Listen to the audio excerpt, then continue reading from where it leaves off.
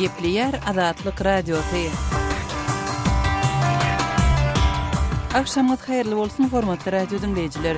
Şuun 2016-njy ýylyň 1-nji marty hepdeniň tiýşenbe güni habarlar gündeliginde Pragadaky studiýadan men gözel alyp barýaryn. Şuňky programmamyzda Ortaýadyň häkimetleri geçen dinç günlerinde Arktikadaky kömür käninde bolan adam pedali ýerasty partlamanyň tebigy sebäplerden dörenligini aýtdylar. Это очень важно для всех нас разобраться сегодня с тем, что произошло в причинах произошедшего. Owganistanyň vice-prezidenti general Abdurreşid Dostum Owgan Türkmen serhedinde ýaragly toporlara garşy töweşlerini dowam etdirýärkä Owganistanyň Milli Howpsuzlyk Öňçi Geňerçisi Türkmenistana sapar edýär. محمد حنیف اتمر عازم جمهوری ترکمنستان گردید، وزیر دفاع، وزیر امور سرحدات. Türkmenabat şäheriniň polisiýasy köçelerde içkili adamlary ýygnamak boýunça çäre geçirýär. Men tähel içkilidim.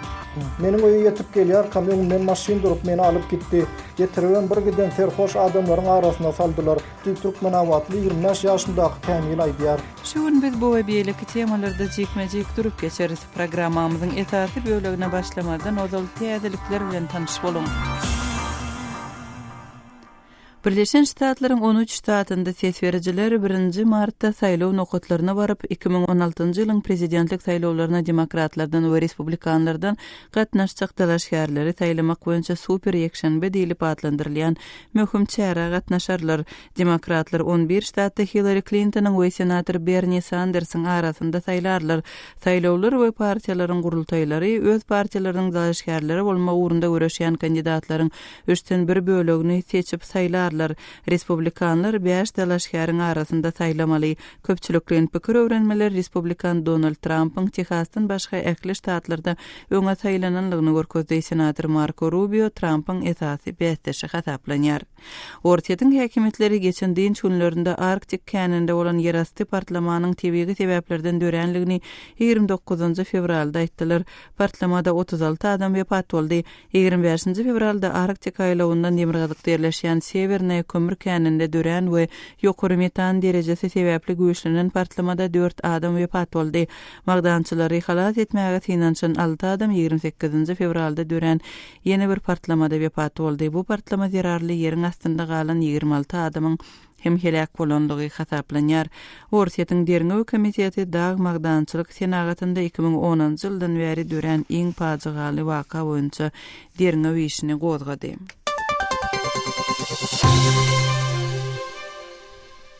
Birleşen Milletler Guramasynyň Bozgunlar Agentligi Gretsiýada 24.000 bozguny jemlän Ýewropa ýurtlaryny ýazgyrdy we hökümetleriň migrant krizisini çözme ugrunda bilelikde işleşmeýänligini we serketlerde täze çäklendirmeleriň girdilmeginiň kanunlara ters gelýänligini aýtdy. Birleşen Milletler Guramasynyň Bozgunlar Agentliginiň medeniýet wekili Adrian Edwards häzirki wagtda Ýewropanyň özleriniň güýçlendiren humanitar krizisiniň bosagasynda duranlygyny 1-nji martda duýdurdy.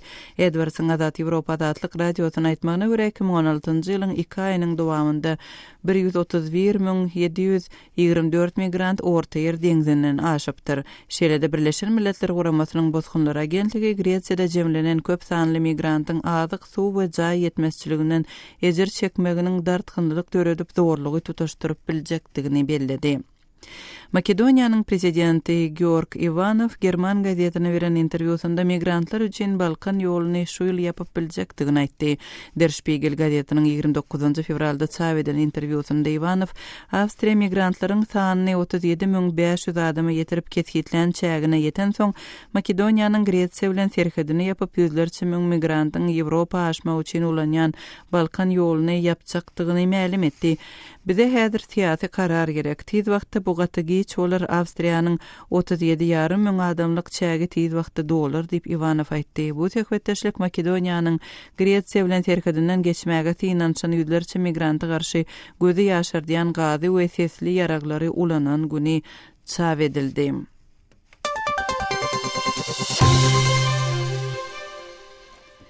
Iran hökümet güýçleri 1 martda şaýlaryň ýarym harby söwüşüji toporlarynyň hem Birleşen Ştatlaryň howa ýardamynyň goldawyna daýanyp Bagdatdan Demirgazykdaky giňişlikleri İslam döwleti atly söwüşüji toporyň elinden almak boýunça hüjüme geçdiler. Söwüşler Bagdatdan 90 kilometr uzaklykda Samara şäherinden Demirgazyk gündorda owa ýerlerinde alınıp barylýar. Iran harby resmiýetleri operasiýalaryň maksadynyň İslam döwleti toporynyň hüpsünçilik ýollaryny böwetlemekden we 2014 ýyldan bäri İslam döwleti toporynyň elinde galýan Mosul şäherini azad etmekden ibaratdygyny aýdýarlar. Iran harbiýetleriniň Birleşen Ştatlaryň goldawynda Mosul şäherini öz eline almak boýunça hüjümleriniň ýylyň dowamında amala asyrylmagyna garaşylypdy. Şol wagtyň özünde de Bagdatdan gün batarda İslam döwleti toporynyň janynyň geçen 4 hüjümçisi Brigadier General Ali Abudini we ýene 4 adamy öldürdüler. Owganistanyň adam hukuklary boýunça garaşsyz komissiýasy ahlak jinaýatçylygy diýilip atlandyrylýan hereketlere baş goşmakda guman edilýän owgan dinanlarynyň we gyzlarynyň ilmi taýdan soragly hasaplanýan gyzlyk barlygyna hökümet lukmanlary tarapyndan tezebar edilýänligini aýdýarlar. Hormatly radio dinleýijiler, siz täzelikleri dinlediňiz.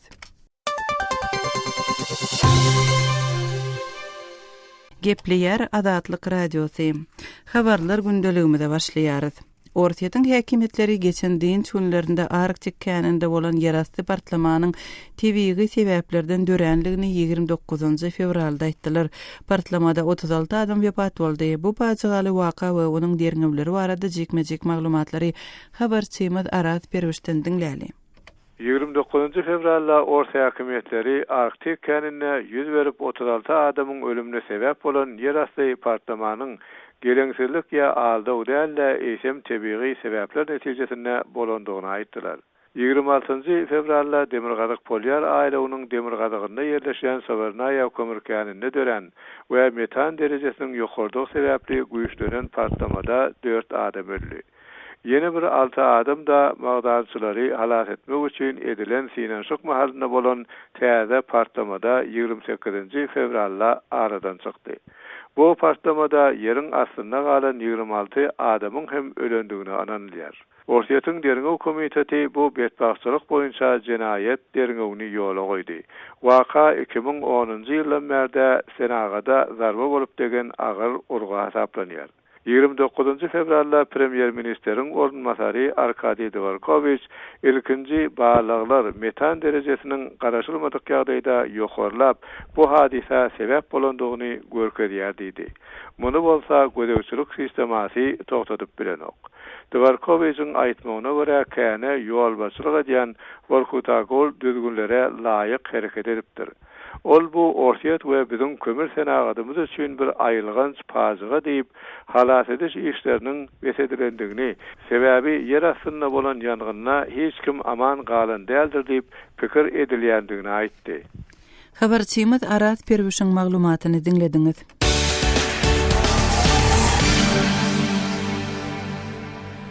Moskwanyň häkimetleri 4 ýaşly çağanyň ketilen kellesini tutup köçä çykan we bir az wagtdan soň polisiýa tarapyndan tutsak edilen zinanyň çağa teretmek üçin hakyna tutulan enekedigini aýdýarlar. Zinanyň men terrorist diýip gyýgyran pursady video düşürilip internetde peýda boldy. Zinanyň şahsiýeti anyklanyp onuň Özbekistanyň raýatydygy hem aýdylýar. Bu waka barada dolurak maglumatlary kärdeşim Sehradan dinläli. Moskwada polisiýa 4 ýaşyndaky bir çağanyň kesilen kellesini buloýlap görkeden bir aýaly tutdy. Häkimetler onuň çağa teretmek üçin hakyna tutulan enekedigini aýdýarlar.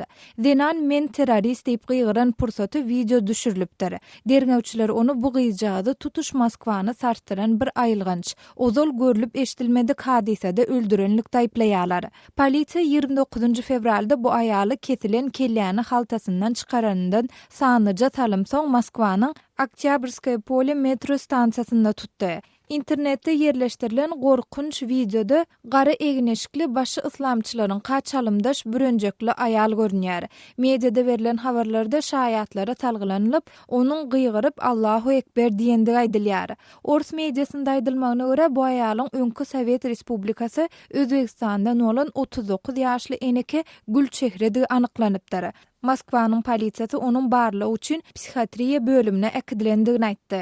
İnternetde yerleşdirilen sahnada Gülçehräniň Orta Aziýa aksentini rus dilinde gıýgyrýany eşdilýär. Ol men terrorist, men ölerin, ýöne siziň hemmäňiz cezalandyrylýarsyňyz diýär. Polisiýa Gülçehre Bobokulowanyň 4 ýaşly ors çağanyň kellesini götürüp gezendigini tasdiklady. Ors mediasyndaky habarlarda çaga Nasty M diýip salgylanýar. Çağanyň kellesi kesilen gowresi irden onuň öýlerine çykan ýangyny söndürmäge baryn ýangyn söndürjüler tarapyndan tapyldy. Federal Derňew Komitetiniň yerli bölümi eneki çağanyň eje kakasy we ondan ulurak erkek doğuny öýden çykandan soň gyýjagy öldürüp öý otlapdyr diýip guman edýär. Orsetin Komsomolskaya Pravda gazetiniň ýazmagyna görä Bobokulowa men demokratiýany ýigrenýärin diýip gyýgyrypdyr. Şaýatlaryň biri gazeta aýaly ilki görenlerinde onuň elindäki gurjoň kellesidir diýip pikir edendiklerini aýtdy. Şaýat şeýle hem Bobokulowanyň olar meniň çağamy öldürdiler, men siziň hemmäňizi partladyr diýip gyýgyrandygyny aýdýar. Polisiýa metro stansiýasyna ähtiýaç üçin ýapdy. Ýöne aýalyň ýanyndan partladyjy madda çykmady. Polisiýa häzir bu ýagdaýa terrorizm diýip baha berenok. Howpsuzlyk gullaklaryna ýakynly bilen tanynýan habar gullugy ýagny Life News agentligi polisiýa dokumentlerini barlamak üçin aýala ýakynlaşanda ol kesilen kelläni haltasyndan çykaryp özüniň bir çağany öldürendigini aýdyp gyýgyrandygyny habar berdi. Mediada verilen habarlarda ölen çağanyň ejesi we kakasynyň şeýlede 15 ýaşly erkek doganynyň Orsetiň Oryol regionundan da habar berilýär. Olar Moskwada bir kwartirany kireyne alypdyrlar. Habarlarda aýdylyşyna görä gyýdyň ejesi toy eswaplaryny satýan bir dukanyny işleýär. Ol gyýdynyň başyna näme gelenini eşdenden soň gysagly keselhana edipdir. Gyýdyň kakasy mobil telefon kompaniýasyny işleýär. Olar enekäniň 18 aý bäri özlerine işleýändigini aýtdylar. Orsetiň Demirady Kavkaz regionundan bolan islamçy söýüşçüler geçen 20 ýyllykda Orsetde ençeme ölümli bomba hüjümlerini amala aşyrdylar. Ýöne bular ýaly hadisanyň bolundygy habar berilenok. Moskwada bolan pajaly waka barada kardeşim Sehranyň beren maglumatlaryny dinlediňiz. Azatlyk radiosynyň täzeliklerini, makalalaryny, video ýazgylaryny we fotoseriýelerini Twitter we Facebook sosial ulanlaryndan hem iderlap bilersiňiz. Salaýymyz Azatlyk radiosu. Gepliýär Azatlyk radiosu siz habarlar gündeligimizi dinleýärsiňiz. Owganistanyň vice-prezidenti general Abdurreşid Dostum Owgan Türkmen serhedinde ýaragly toporlara garşy söwüşlerini dowam etdirýärkä, Owganistanyň milli howpsuzlyk goýunçy geňeşçisi howpsuzlyk meselesini maslahat etmek üçin Türkmenistana sapar edýär. Türkmen Owgan serhedindäki howpsuzlyk ýagdaýy we iki ýurduň arasyndaky resmi gepleşikler barada kabuldaky habarçymyz Şamirdan Gulimradynyň maglumatlaryny dinläli. Awganistanyň Milli Howpsuzlyk Geňeşiniň maslahatçysy Muhammed Hanip Etmer Türkmenistana safar etdi. Prezident Ganynyň Orset we Merkez Aziýa ýurtlary boýunça ýürüte wekili Muhammed Şakir Kargerem Etmer bilen Aşgabatda bardy. Awganistanyň Milli Howpsuzlyk Geňeşiniň sözçüsi Towap Gurdyň Azatlyk radiosyna aýtmagyna görä, Hanip Etmer şu gün 1 martda Aşgabatda Türkmenistanyň Milli Howpsuzlyk we goranmak hemem serhetler boýunça idarasynyň ýol başçysy bilen duşup geçirýär. Türkmen resmiýetleri bilen Etmer howpsuzlyk bilen bagly gurrun edýär. Terrorizme garşy iki ýurduň birlikde güreş etmek meselesi ara alınıp maslahatlaşylýar diýip sözçi aýtdy. محمد حنیف اتمر عازم جمهوری ترکمنستان گردید، وزیر دفاع، وزیر امور سرحدات. Awganistanyň Howpsuzlyk Geňeşiniň maslahatçysy Muhammed Hanip Etmer Türkmenistanyň daşary işler ministri bilen hem duşuşýar. Awganistanda parahatçylyk prosesiniň üstünde de durulup geçilýär. Demir ýol gurulşygy we top proýekti barada hem Etmer Türkmen ýol başçylary bilen gepleşip geçirýär diýip Gurdan aýdýar. ملاقات دومشان با وزیر امور خارجه جمهوری ترکمنستان خود بود. Etmer'in bu sapary vice-prezident general Dostumyň Demirgazyk Awganistanyň Paryap welaýatynyň Türkmenistan bilen serhetleşen böleklerinde jeňçilere garşy geçirýän harby operasiýasyna gabat geldi. Indi 3 gün bäri vice-prezident general Dostumyň güýçleri bilen jeňçileriň arasynda Paryap welaýatynda çatışyk barýar. Türkmen-Awgan serhediniň golayynda ýerleşen obalaryň jeňçileriň iýeçiligindedigini vice-prezident general Dostum tasdiklady. Jeňçileriň arasynda Merkezi Aziýaly militanlaryň bardygyny general ma'lum etdi. Ama kariyacatı ki amadın şu meydan baramadın yak da qarab bir tarafı kullan badısты talib. Demirgazyk Awganystanyň ençem etrapy Türkmenistan bilen serhetleşýär.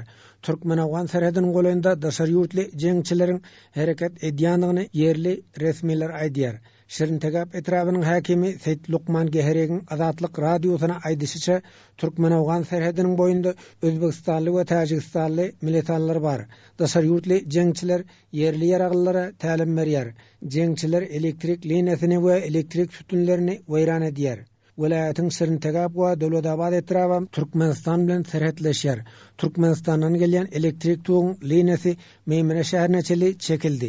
Ýöne jeňçiler günde dünýäli elektrik simlerini üzýär dip häkim aýtdy. Özbekistanlar, Tajikistanlar şu mantakaga bor. Döwletabad, Şirintegap, Türkmenistan bilen hamsarhat we sarhat tomonyga Özbekler, Tajikistanlar şu mantakalarga joýlaşgan. Faryab vilayatynda uruş harekatlaryny Özbekistanly militanlaryň ýolbaşçylyk edýändigini deputat Seyit Abdulbaqy Haşimi gurrun berdi. Türkmen-Awgan serhediniň ýakynynda Merkez Aziýaly jeňçileriň merkez tutandygyny deputat belläp geçdi. Kumanda Özbekistanlyny golda. Faryab vilayatda Türkmen-Awgan serhadiga jobaja bolup Türkmenistan serhadiga. Awganystan bilen Türkmenistanyň arasyndaky serhediň uzunlygy 750 kilometre golaýdyr. Demirgazyk Günbatar Awganystanyň 5 welaýatynyň 19 etrapy Türkmenistan bilen serhetleşýär. Awganystanyň Türkmenistan bilen serhetleşen etraplarynyň hemmesinde howpsuzlyk şertleri dartgylygynda galýar. Şaýmerdan Ulumrady, Kabuldan Azatlyk radiosu. Gepleyer Azatlyk radiosu hormatly radio dinleýijiler, siz habarlar gündeligimizi dinleýärsiňiz. Programmamyzy bildirişimiz bilen dowam etdirýäris. Hormatly dinleýijiler, Azatlyk radiosu elektron posta orkaly iýerilýän hepdelik nesirlerini çap edip başlaýar.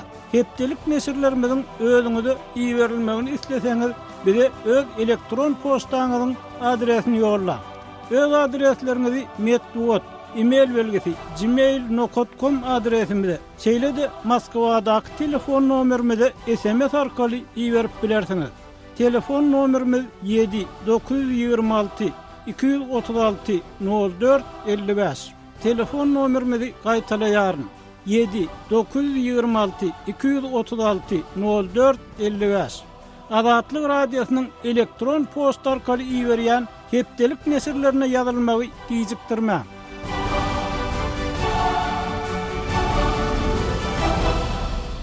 Gepleyer Azatlyk radiosu habarlar gündeligimizi dowam etdirýäris. Türkmenistanda 19 martda umumy milli derejede ýowar geçiriler. Bu çäre taýýarlyk görmek meselesine duşanbe günkü iş maslahatynda uly üns berildi. Türkmenistanyň prezidenti nahal ekmek boýunça bu köpçülikliň çäreni ýokary derejede geçirmegi tapşyrdy. Şol birakdyň özünde de resmi guramaçylykdaky ýowarlar ýurdun käbir böleklerinde iýen başlanypdyr.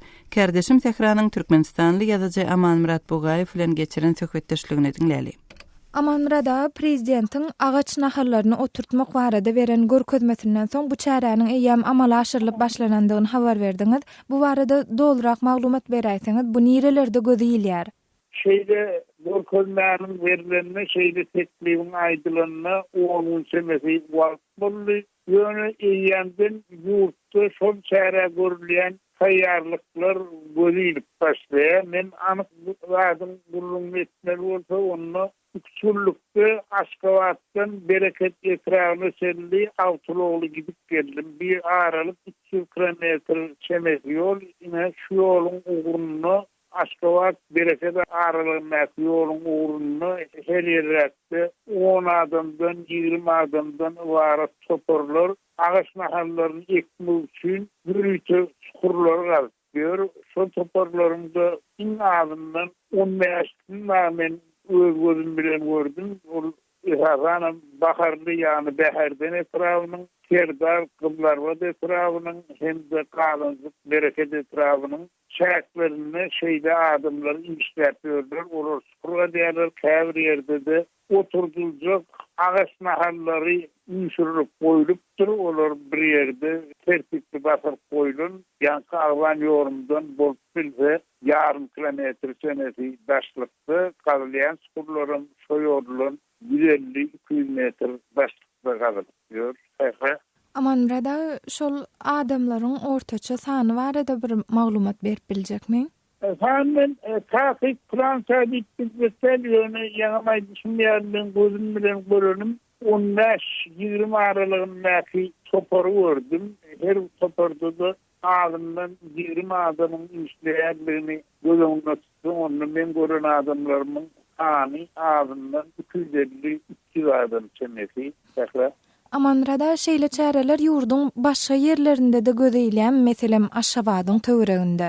Aşgabatyň töwereginde de gözeýlen ýöne edin şäheriň öz içinde däldiriň şäheriň Bunogor tarapynda dağ eteğinde ağaç mahallarynyň oturdulacak yerleri eýenden tertibi halynýa yerlerde edil şol ulu asfalt yol murunnakyali kurulur gadylýa hiç bolmanyny ýokary wezipeli adamlaryň barar bir çaklanýan ýerinde öňe bağlaryň içine araşdyrmak olaryň düýünü ýumşatmakly çäreler köpçülükden getirilýär.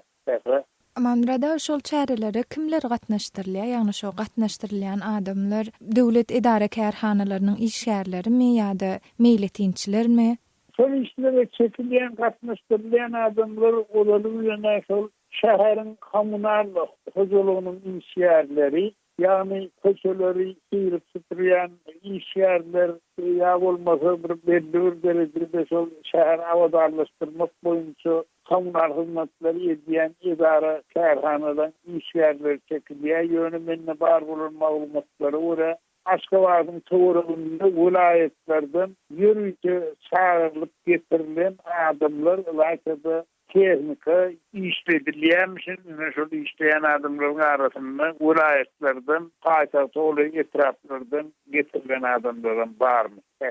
Amanrada şu kampaniýanyň çägidini oturdulan öňki agaç nahallaryň iýdegine ýagdaýyna Benim Rusya Türkmenistan'ı her yıl ağzından 3 milyon büyük ağaç nahanını oturtmak boyunca çare getiriliyor.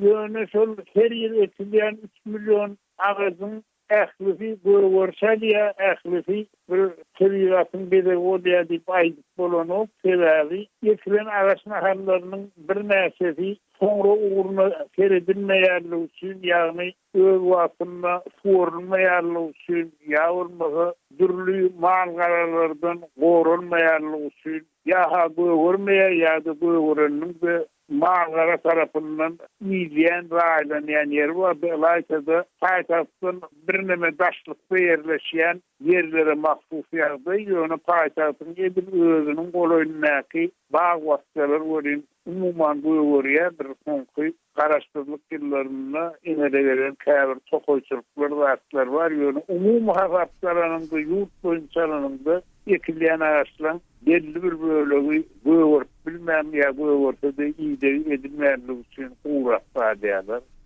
Aşgabatly ýazyjy Aman Murat Bogaýew bilen geçirilen söhbetdeşligi dinlediňiz. Türkmenistanyň Liwap vilayetinde Türkmenawat şäheriniň polisiýasy köçelerde içkili adamlary ýygnamak boýunça çäre geçirýär.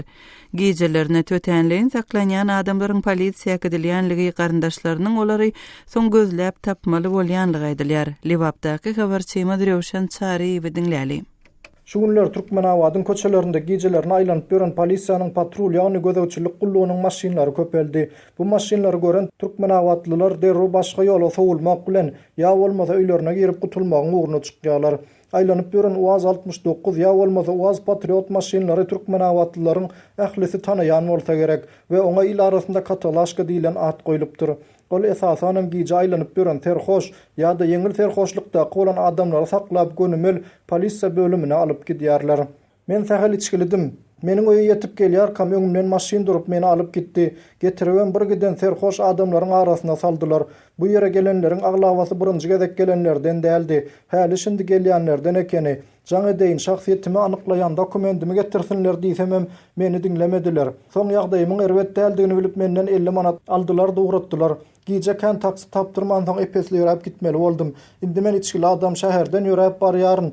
Maňa jerime salmak üçin sakladylarmy? Men düşünemok diýip Türkmenawatly 25 ýaşyndaky Kämil aýdýar. beýle Kürt Türkmenawatly ýigit Timurum edilşeýle ýagdaýy başdan geçirenlerden biri. Onuň aýtmagyna görä polisiýanyň işgärleri, terhoşlary diňe köçede däldi, eýse öýüne ýakynrak ýerleşýän dükana çykanlary hem saklaýarlar.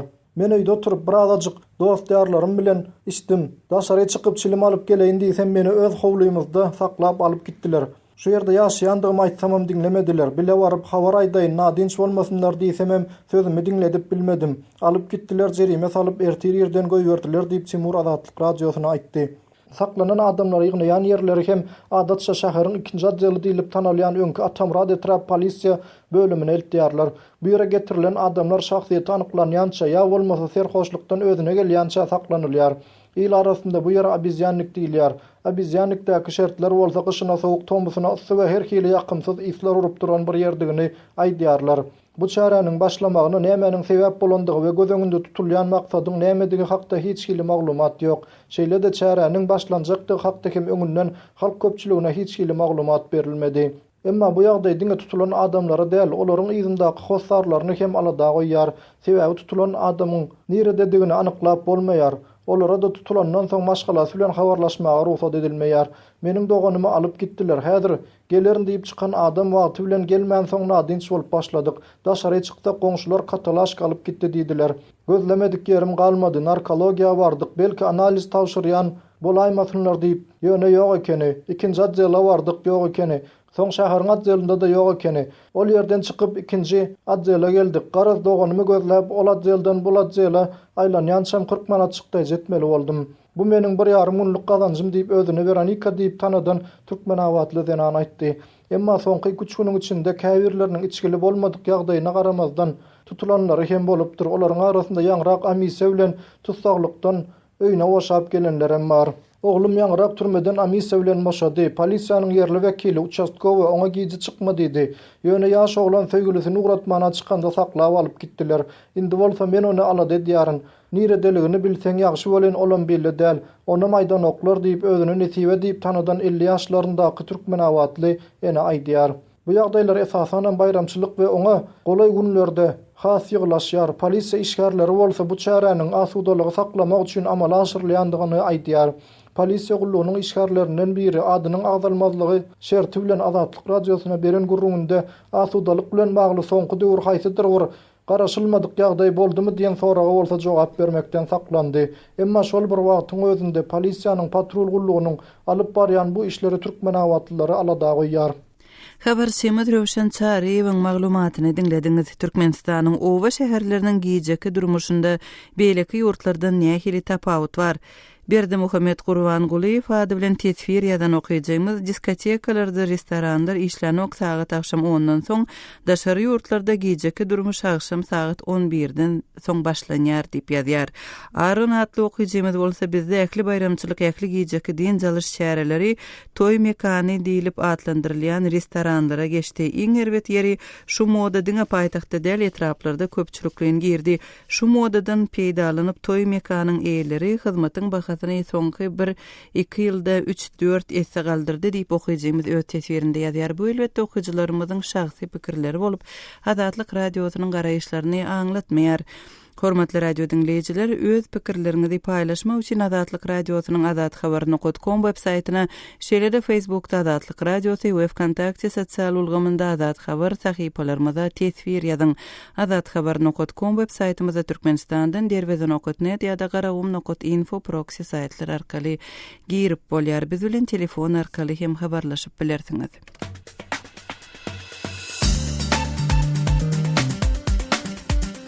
Hormatly radio dinleyijiler, Azatlyk radiosu bilen telefon arkaly habarlaşmak isleseňiz biziň Moskvadaky telefon nomerimize jaň edin. Nomerimiz 7-926-236-04-55. Jaň edeningizde size awtomatik görnüşde gyýytka bildiriş eşitiriler. Ondan soň siz öz meseleňizi mälim edip bilersiňiz. Size jaň etmegimizi isleseňiz hökman öz telefon nomeriňizi aýdyň. Biz gyýytka wagtda siz bilen habarlaşarys.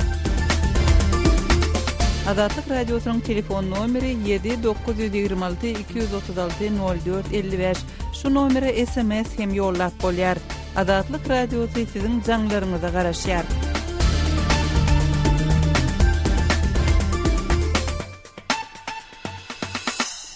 Hormatly radio dinleyijiler, şunun bilen yarım saatlyk habarlar gündeligimiziň şuňky sanyny jemleýäris saatlara kesmeden soň gepleşigimizi ýazgy görnüşinde dinläp bilersiňiz. Azatlyk radiosynyň efir tolkunlarynda galyň.